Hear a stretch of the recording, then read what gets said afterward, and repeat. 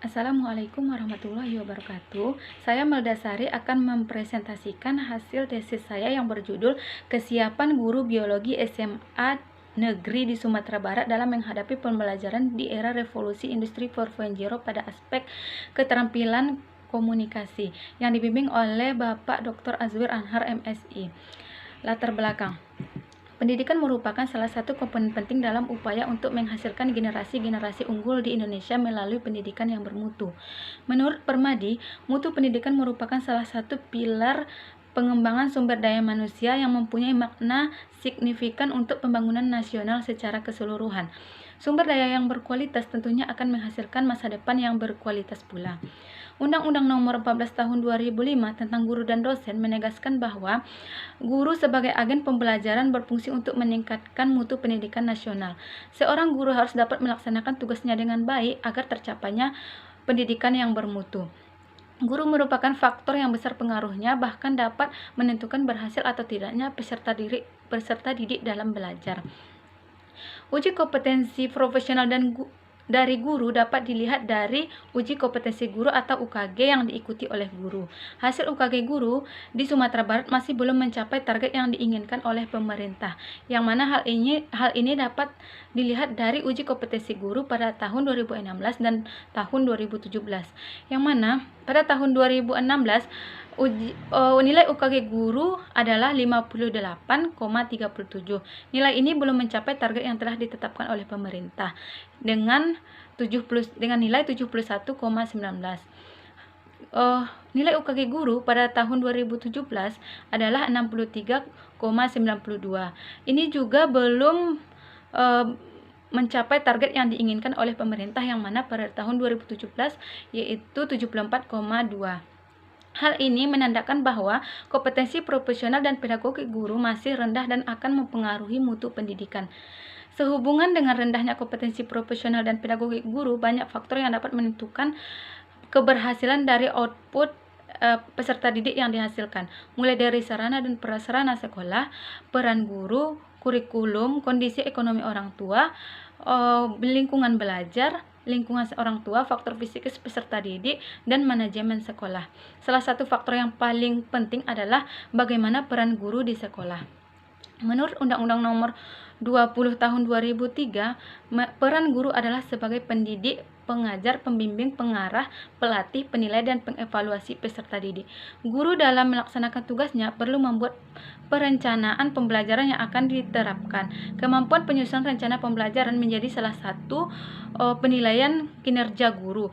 Peran guru tersebut apabila dilakukan dengan baik akan meningkatkan keterampilan komunikasi peserta didik sehingga dapat menghadapi tantangan di era revolusi industri 4.0. Hadirnya revolusi industri 4.0 ini membuat dunia kini mengalami perubahan yang semakin cepat dan kompetitif, yang mana karakteristik dari revolusi industri 4.0 yaitu aplikasi kecerdasan buatan atau yang disebut artificial intelligence. Kemajuan teknologi memungkinkan terjadinya otomatisasi hampir di semua bidang. Teknologi dan pendekatan baru yang menggabungkan dunia fisik, digital, dan biologi secara fundamental. Pembelajaran biologi memiliki peran yang sangat penting dan strategis bagi kehidupan masa depan, terutama menyiapkan peserta didik yang kritis, kreatif, kompetitif, mampu memecahkan masalah, serta berani mengambil keputusan secara tepat dan benar.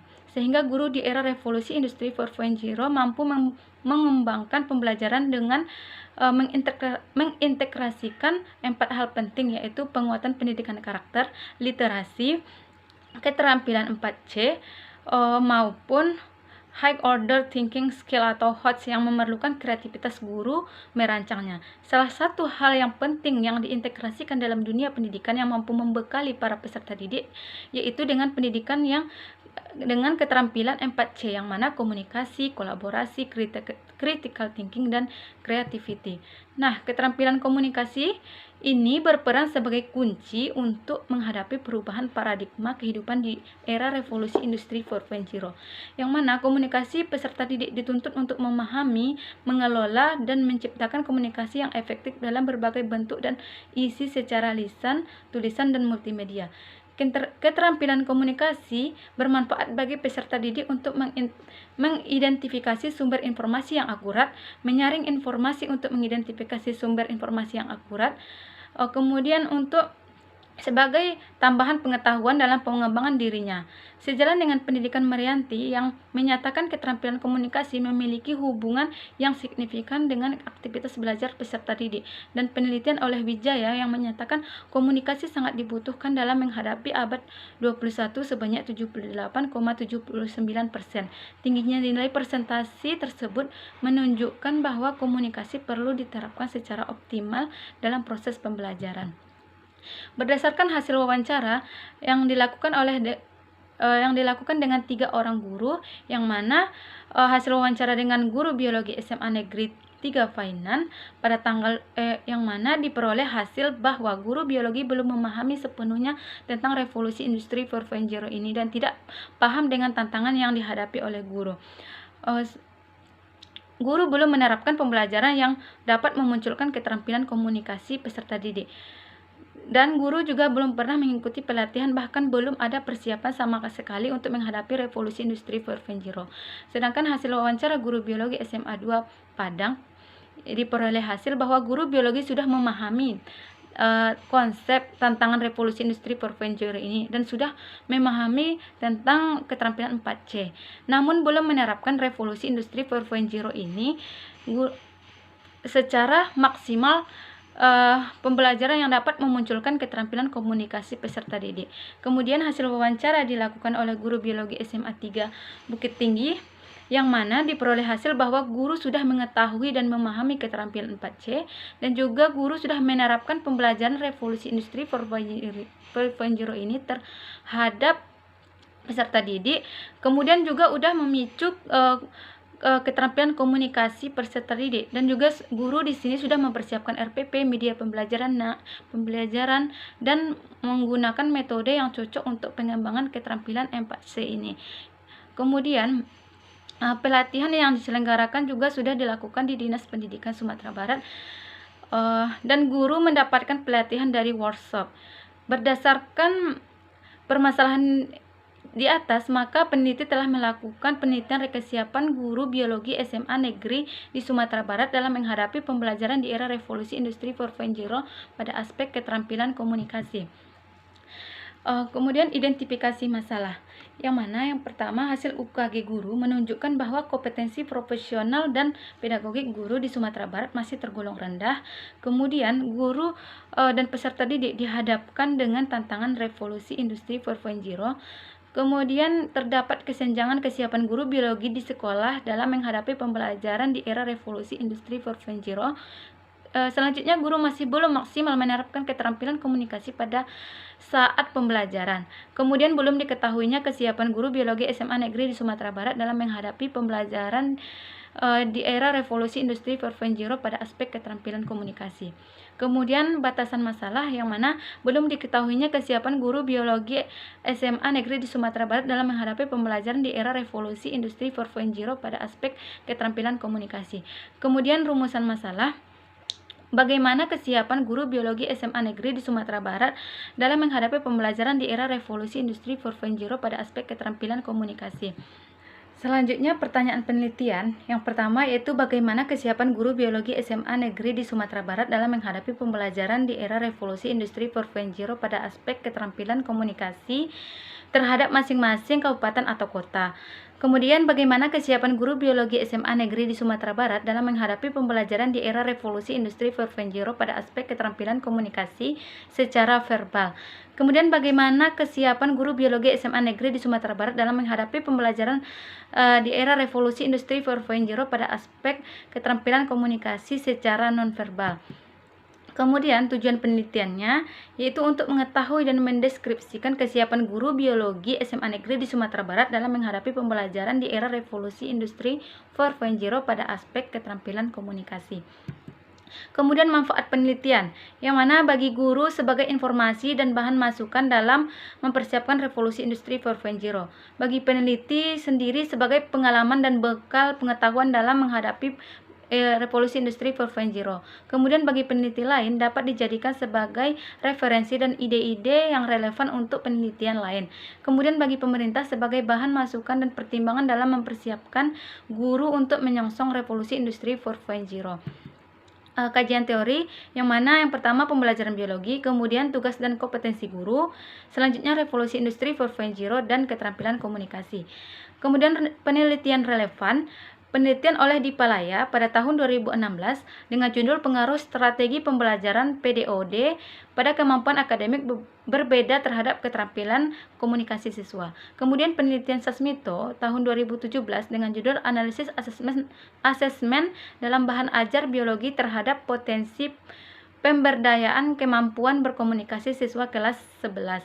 Kemudian penelitian Claro pada tahun 2018 dengan judul Mengajar di Lingkungan Digital Mengukur Kapasitas untuk Mengembangkan Siswa Guru Informasi dan Keterampilan Komunikasi Digital. Kemudian penelitian oleh Sari pada tahun 2019 dengan judul Analisis Komunikasi Lisan Calon Guru Biologi melalui Pendekatan Inquiry pada konsep metabolisme sel.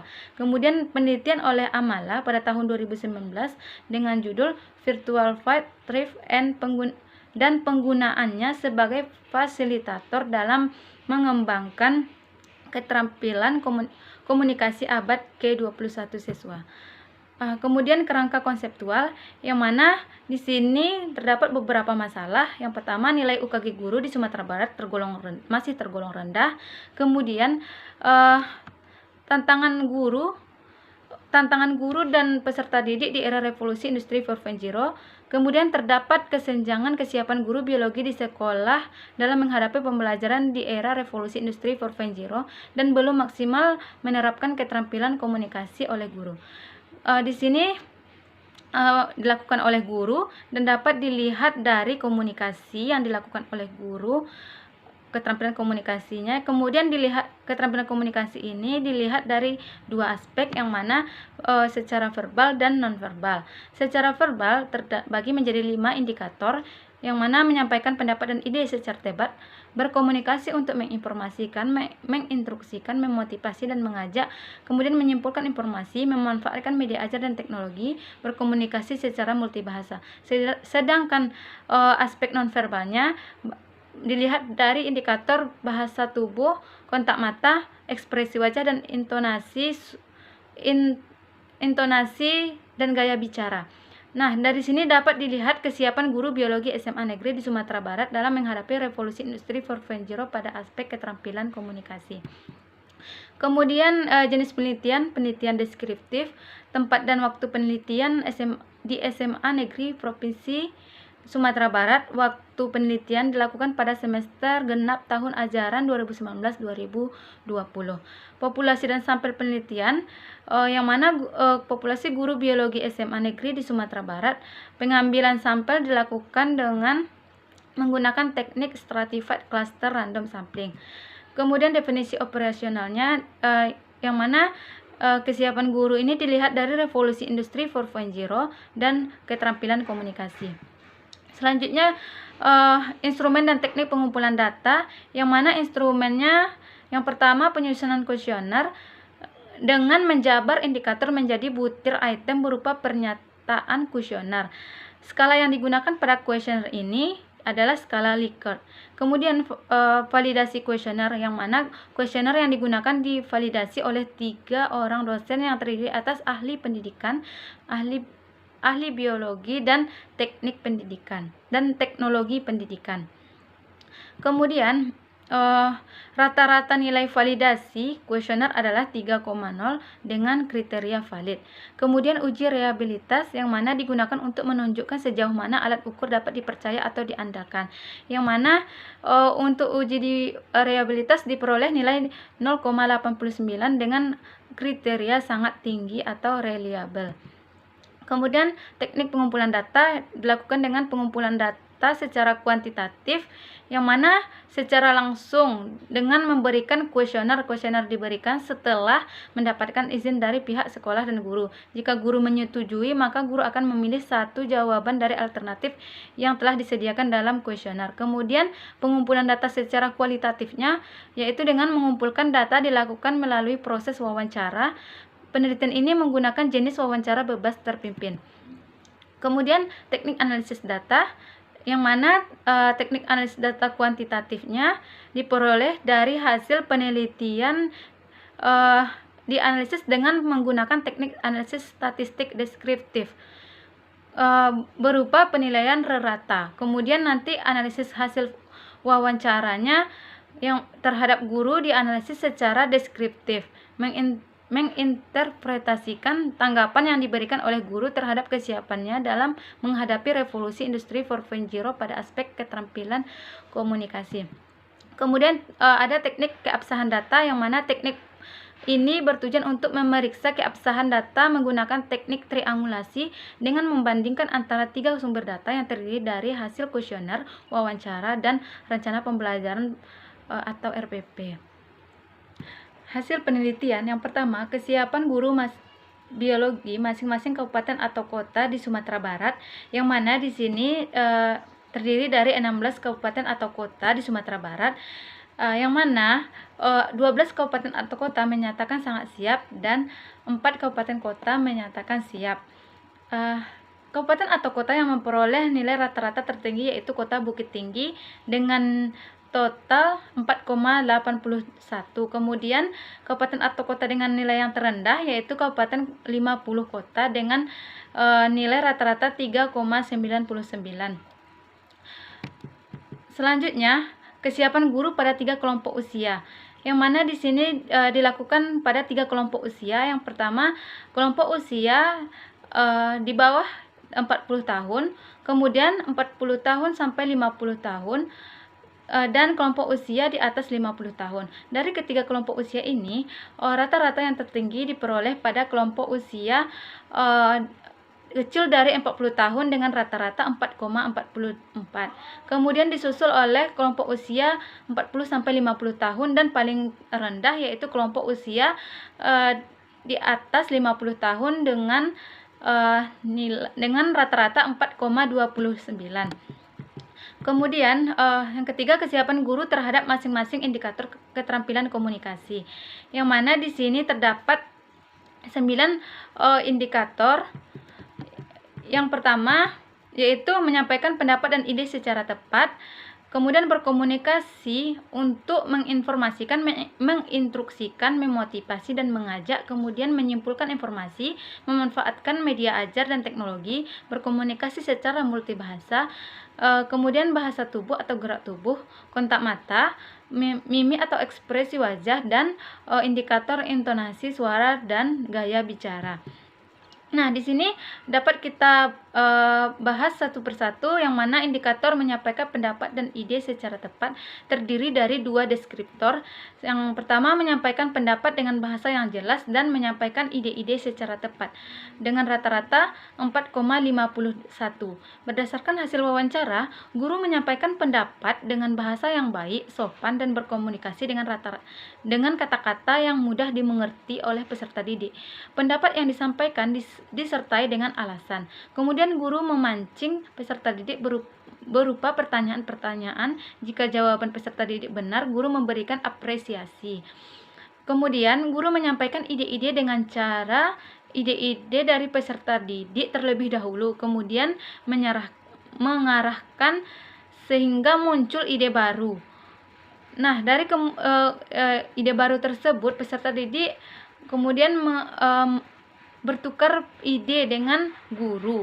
Kemudian guru melakukan ide dengan cara membawa peserta didik belajar di luar kelas untuk mengamati lingkungan dan langsung mempraktikkan di luar kelas.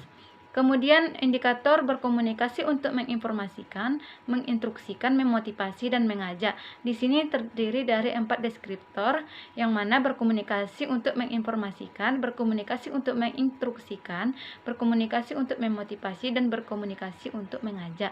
Berdasarkan dengan rata-rata 4,63. Dengan hasil wawancara diperoleh, guru menginformasikan dalam hal materi yang akan datang, sumber belajar yang dipakai atau buku-buku pendukung yang dipakai, target atau KKM yang harus dicapai oleh peserta didik, disiplin yang umumnya, menginformasikan UH. Kemudian guru juga mengaitkan dengan materi stem cell dan penyakit atau gangguan pada sistem manusia.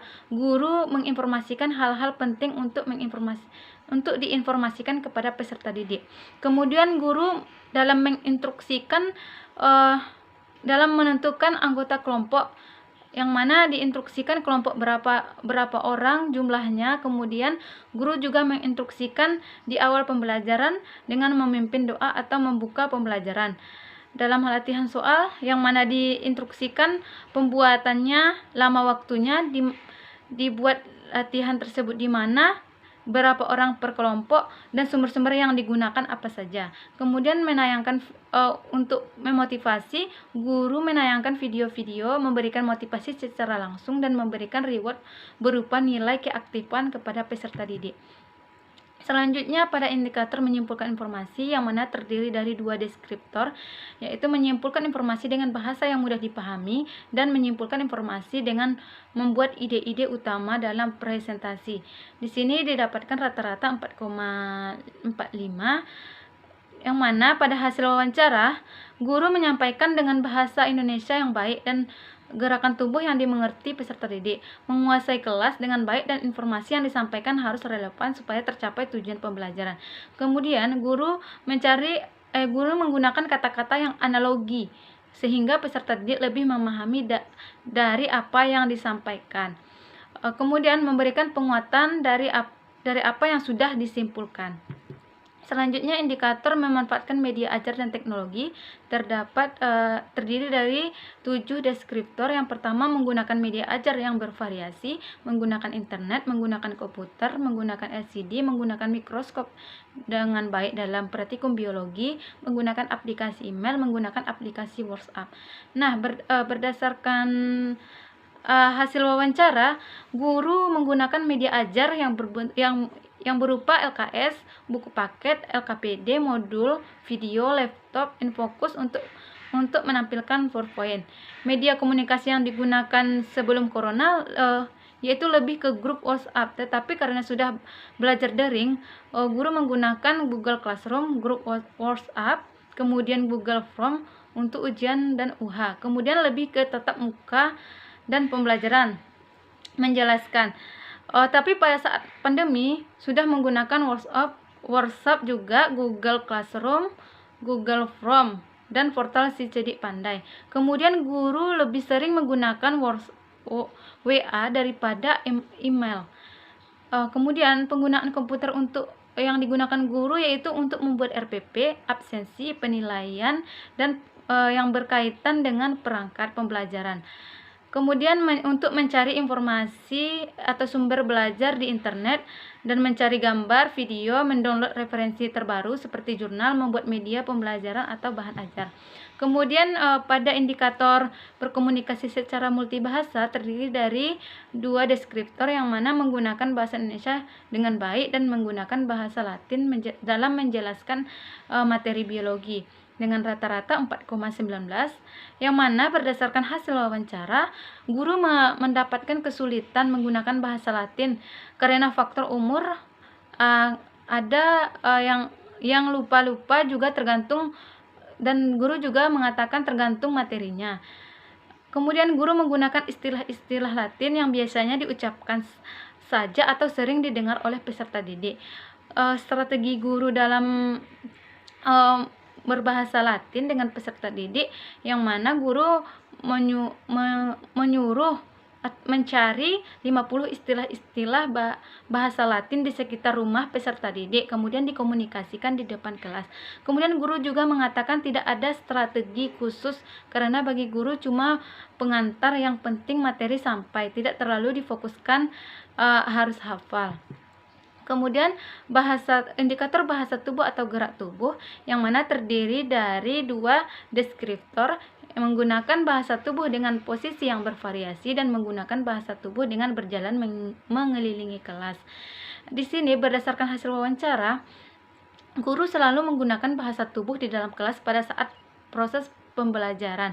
Ketika peserta didik tampil bagus, guru memberikan tepuk tangan atau memberikan jempol. Kalau peserta didik salah, mengerutkan dahi atau menggelengkan kepala. Ketika menyetujui argumen peserta didik, guru menganggukkan kepala. Kemudian guru juga selalu berjalan mengelilingi kelas dalam 1 jam atau 2 jam pasti ada. Kalau ada peserta didik yang melamun, ditunjuk oleh guru apa yang dijelaskan biar peserta didik tahu dan lebih paham. Kemudian guru melakukan untuk indikator kontak mata yang terdiri dari satu deskriptor yang menggunakan kontak mata dengan peserta didik.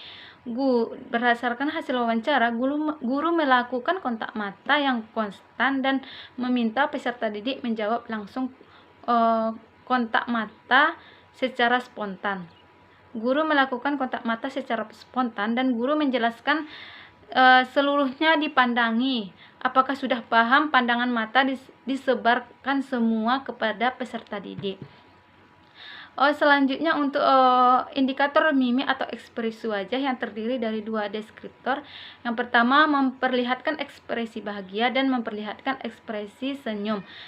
Di sini berdasarkan hasil wawancara, guru di awal pembelajaran menunjukkan ekspresi wajah bahagia dan senyum, tetapi kalau peserta didik ada yang telat masuk atau melanggar aturan-aturan, guru cenderung menunjukkan ekspresi wajah marah. Marah di sini bukan marah tidak jelas, tetapi guru mengatakan marah untuk menasihati peserta didik. Kemudian peserta didik aktif dalam belajar dan tidak ribut. Guru menunjukkan raut wajah bahagia. Kemudian guru di awal masuk biasanya guru mengatur kondisi ideal, diatur suasana hati dan raut wajah. Ketika bahagia dan lucu, guru juga ikut tertawa dan tersenyum. Kemudian ketika tegang, diberi ice breaking dengan tebak kata. Selanjutnya indikator intonasi suara dan gaya bicara dengan 2 deskriptor menggunakan intonasi yang tepat dan menggunakan nada bicara yang tepat. Di sini berdasarkan hasil wawancara, guru memberikan penekanan pada hal yang penting diingat peserta didik. Misalnya sel ada penekanan pada saat konsep. Kemudian ada intonasi tinggi dan ada rendah. Selanjutnya keterbatasan penelitian. Sebelumnya direncanakan di 19 kabupaten atau kota, tetapi hanya dilakukan di 16 kabupaten atau kota karena ada kendala yaitu pandemi COVID-19. Kemudian penelitian ini berfokus pada mendeskripsikan kesiapan guru biologi dalam menghadapi pembelajaran di era revolusi industri 4.0 pada aspek keterampilan komunikasi, sehingga prosedur penelitian yang dilakukan adalah pengisian kuesioner dan wawancara dengan guru, tetapi tidak mengamati kegiatan pembelajaran yang dilakukan oleh guru. Selanjutnya itu kesimpulan. Yang mana guru biologi SMA negeri di Sumatera Barat sangat siap menghadapi pembelajaran di era revolusi industri 4.0 terhadap keterampilan komunikasi.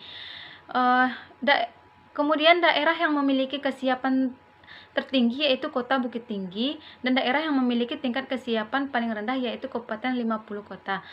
Kalau dilihat dari kelompok usia, yang mana kelompok usia kecil dari 40 tahun lebih besar tingkat kesiapannya daripada kelompok usia 40-50 tahun dan kelompok usia besar dari 50 tahun.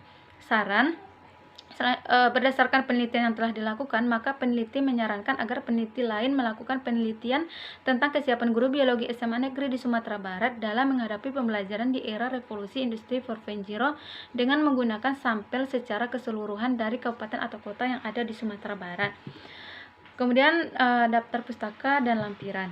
Sekian presentasi dari saya ucapkan terima kasih. Assalamualaikum warahmatullahi wabarakatuh.